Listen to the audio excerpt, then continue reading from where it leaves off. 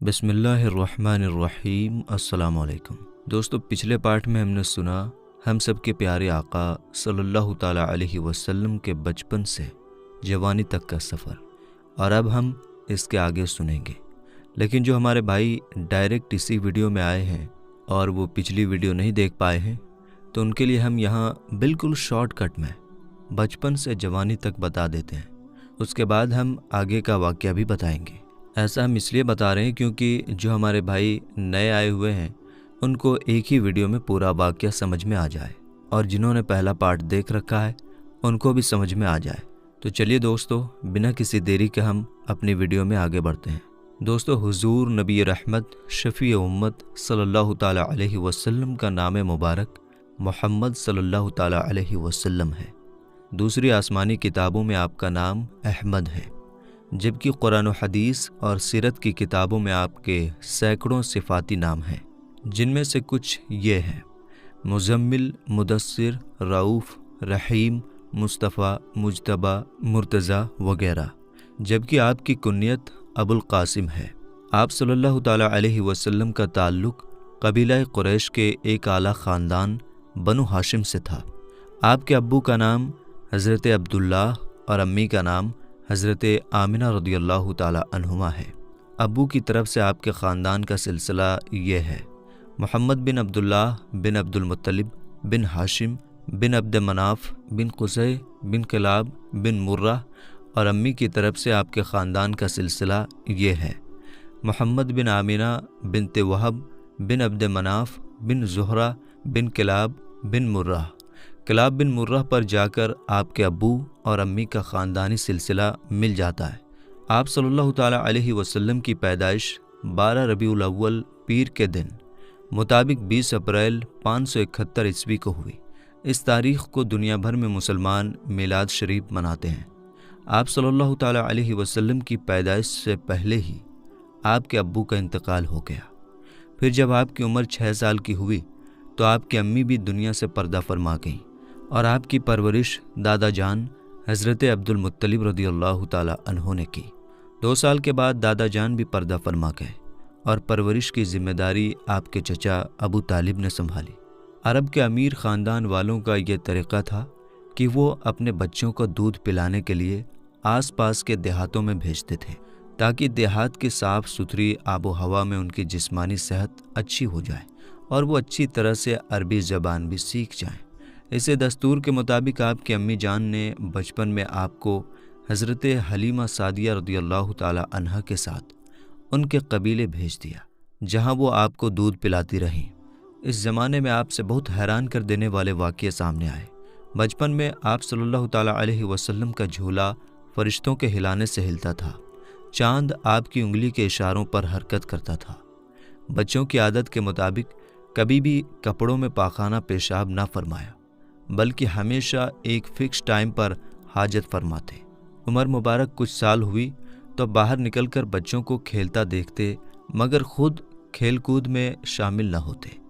لڑکے کھیلنے کے لیے بلاتے تو فرماتے کہ میں کھیلنے کے لیے نہیں پیدا کیا گیا۔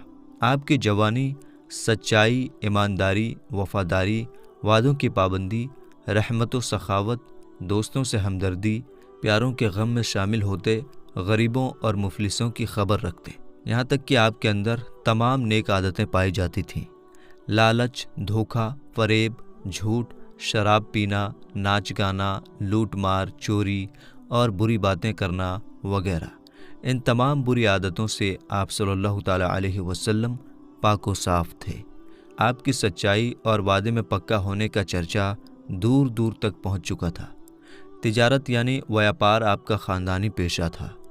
13 سال کی عمر میں آپ صلی اللہ تعالیٰ علیہ وسلم نے پہلی بار اپنے چچا ابو طالب کے ساتھ ملک شام کا تجارتی سفر کیا، جبکہ 23 سال کی عمر میں تجارت کرنے کے لیے حضرت خدیجہ رضی اللہ تعالیٰ عنہا کا مال لے کر ان کے غلام میسرہ کے ساتھ ملک شام کا دوسرا سفر کیا۔ آپ صلی اللہ تعالیٰ علیہ وسلم نے 4 سے زیادہ نکاح فرمایا، جو آپ کی خصوصیت ہے۔ پہلا نکاح 25 سال کی عمر میں حضرت خدیجہ رضی اللہ تعالیٰ عنہا سے فرمایا، اور جب تک وہ زندہ رہیں دوسرا نکاح نہ فرمایا۔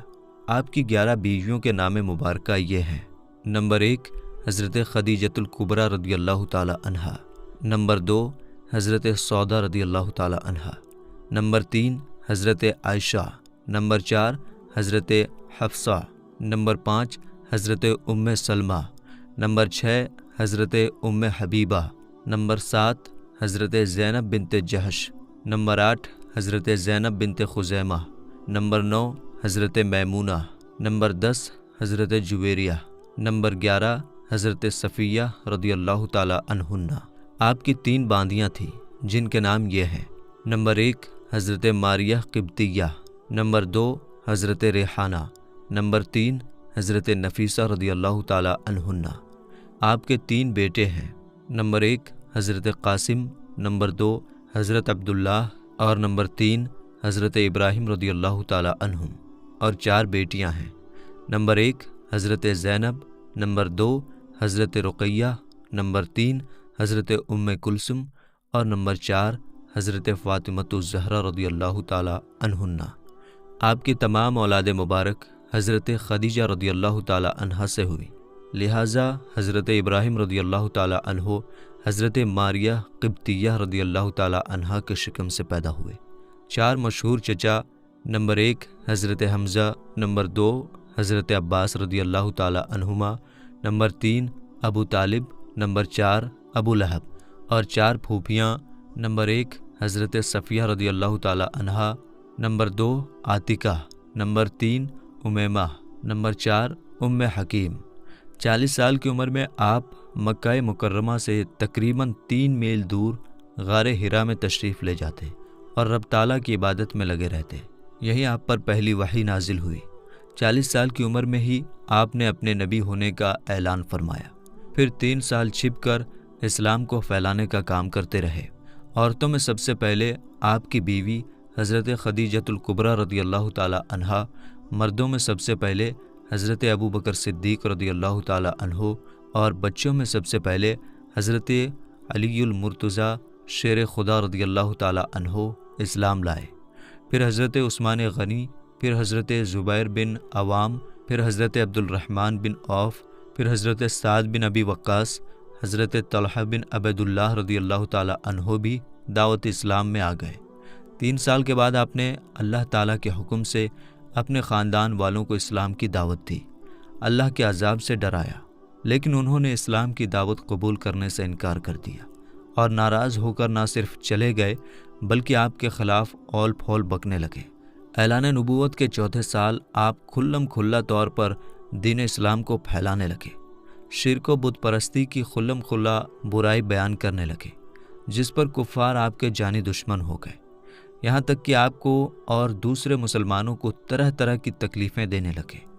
آپ کے چچا حضرت حمزہ اور حضرت عمر رضی اللہ تعالی عنہ کے اسلام قبول کرنے سے دین اسلام کو بہت طاقت ملی، لیکن پھر بھی کفار کی دشمنی ختم نہ ہوئی بلکہ دن بدن بڑھتی ہی گئی۔ کفار نے آپ کے خاندان والوں کا مکمل بائیکاٹ کر کے ایک پہاڑ کی گھاٹی تک قید کر دیا، جسے شعب ابی طالب کہا جاتا ہے۔ یہاں آپ 3 سال رہے اور آپ کو بڑی مصیبتوں کا سامنا کرنا پڑا۔ حج کے موقع پر آپ صلی اللہ تعالیٰ علیہ وسلم الگ الگ علاقوں سے آئے ہوئے خاندان کے لوگوں کو اسلام کی دعوت دیتے اور ہر سال کچھ لوگ اسلام قبول کر لیتے۔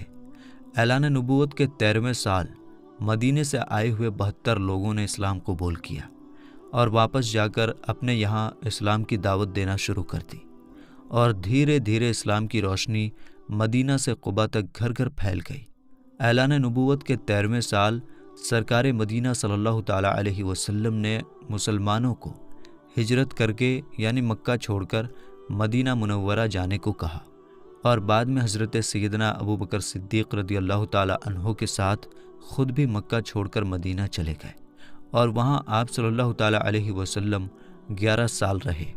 پہلے سال میں مسجد قباء و مسجد نبوی کی تعمیر کی گئی، پہلا جمعہ ادا فرمایا، اذان اور اقامت کی شروعات ہوئی۔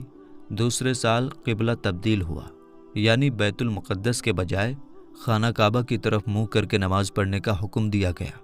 رمضان المبارک کے روزے فرض ہوئے، نماز عیدین و قربانی کا حکم دیا گیا۔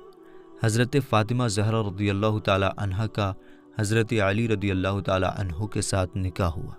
मुसलमानों को जंग बदर में जीत हासिल हुई। तीसरा साल कुफार के साथ जंग उहद का वाक़या पेश आया। एक कौल के मुताबिक इसी साल शराब को हराम करार दिया गया। चौथा साल सलातुल खौफ का हुक्म नाजिल हुआ। सलातुल खौफ ये वो नमाज है जो खौफ के आलम में लड़ाई के मैदान में पढ़ी जाती है। हज़रत इमाम हुसैन रदियल्लाहु ताला अन्हु की पैदाइश हुई।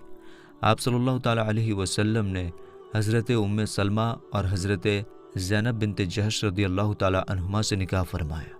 नमाज कसर और पर्दे का हुक्म नाजिल हुआ। 5वां साल आप सल्लल्लाहु ताला अलैहि वसल्लम ने हज़रत जुवैरिया रदियल्लाहु ताला अन्हा से निकाह फरमाया। जंग खंदक और जंग बनी मुस्तलिक वाक़ई हुए। तयम्मुम का हुक्म भी इसी साल नाजिल हुआ। 6ठा साल सुलह हुदैबिया और बैत रिज़वान वाक़ई हुए। बैत रिज़वान यानी हुजूर सल्लल्लाहु ताला अलैहि वसल्लम ने सहाबा इकराम से एक वादा लिया था। आप सल्लल्लाहु ताला अलैहि वसल्लम ने बहुत सारे बादशाहों को इस्लाम की दावत देने के ख़त भेजे। हबशा के बादशाह हज़रत नजाशी रदियल्लाहु ताला अन्हो ने इस्लाम कबूल किया। इसी साल आप पर जादू किया गया और इसके तोड़ के लिए सूरह फलक व सूरह नास नाजिल हुई। 7वां साल जंग खैबर जंग ज़ातुर्रक़ा वाक़ई हुए। आप सल्लल्लाहु ताला अलैहि वसल्लम ने हज़रत उम्मे हबीबा, हज़रत सफ़िया और हज़रत मैमूना रदियल्लाहु ताला अन्हुन्ना से निकाह फरमाया और इसी साल हज़रत अलीउल मुर्तज़ा रदियल्लाहु ताला अन्हु की नमाज असर के लिए आप सल्लल्लाहु ताला अलैहि वसल्लम की दुआ से सूरज वापस पलटा। 8वां साल आप सल्लल्लाहु ताला अलैहि वसल्लम के लखते जिगर हज़रत इब्राहिम रदियल्लाहु ताला अन्हु की पैदाइश हुई और जंग हुनैन वाक़ई हुआ। मक्का मुकर्रमा फ़तह हुआ। 9वां साल शाह हबशा हज़रत नजाशी रदियल्लाहु ताला अन्हु का विसाल हो गया। कई जमातों की हुजूर की बारगाह रिसालत में हाज़िरी हुई। हज के फ़र्ज होने का हुक्म नाजिल हुआ। जंग तबूक पेश आया जिसके लिए सहाबा इकराम अलैहिमुर रिदवान ने दिल खोल कर मालो दौलत पेश किया। 10वां साल अल्लाह के हबीब सल्लल्लाहु ताला अलैहि वसल्लम के लखते जिगर हज़रत इब्राहिम रदियल्लाहु ताला अन्हु का विसाल हो गया और इसी साल आपने हज अदा फरमाया जिसे हुज्जतुल वदा कहा जाता है। 11वां साल हिजरत के 11वें साल 12 रबीउल अव्वल पीर के दिन मुताबिक 12 जून 632 ईस्वी को 63 साल की उम्र में आप सल्लल्लाहु ताला अलैहि वसल्लम का विसाल ज़ाहिरी हो गया यानी पर्दा फरमा गए और सैयदना आयशा सिद्दीक़ा रदियल्लाहु ताला अन्हा के हुजरे यानी घर में तदफीन हुई। मेरे दोस्तों, इस वीडियो में डिटेल से आपको नहीं बताया गया क्योंकि डिटेल में बताने से वीडियो 3-4 घंटे की बन सकती थी। इसलिए अगर आप चाहते हैं कि आपको पूरी डिटेल वीडियो देखनी है तो कमेंट बॉक्स में ज़रूर बताएं क्योंकि हम सब के प्यारे आका सल्लल्लाहु ताला अलैहि वसल्लम की पूरी ज़िंदगी की एक सीरीज बनानी पड़ेगी। अगर आप एक पूरी सीरीज चाहते हैं तो कमेंट बॉक्स में ज़रूर बताएं। इंशाअल्लाह हम एक पूरी सीरीज पर काम करेंगे और आप तक पहुंचाएंगे। तो मिलेंगे इंशाअल्लाह ताला एक नई वीडियो के साथ। तब तक के लिए अस्सलाम वालेकुम, अल्लाह हाफिज़।